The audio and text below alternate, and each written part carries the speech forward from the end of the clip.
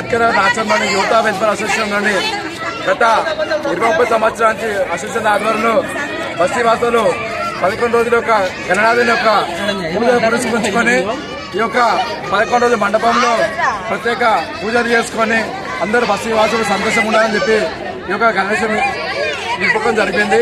ఈ యొక్క 11 రోజుల తర్వాత నిమజ్జనానికి భారీ ఎత్తున బస్తీవాసులు అందరూ కలిసి సంతోషంగా ఈ యొక్క గణనాథుని ఊరేగి ప్రోగ్రాంలో పార్టిసిపేట్ చేయాలని ఈ యొక్క 11 రోజుల తర్వాత ప్రతి ఒక్కరు సంతోషంగా కానీ అష్టాయోజన కానీ ఆరోగ్యంగా ఉండాలనే విఘ్నేశ్ ఆశీర్వాదంతో యువత వెల్ఫేర్ అసోసియేషన్ ఆధ్వర్యంలో ప్రతి ఏటా ఘనంగా నిబంధన ఈ ఏటా కూడా అదే విధంగా జరిగింది.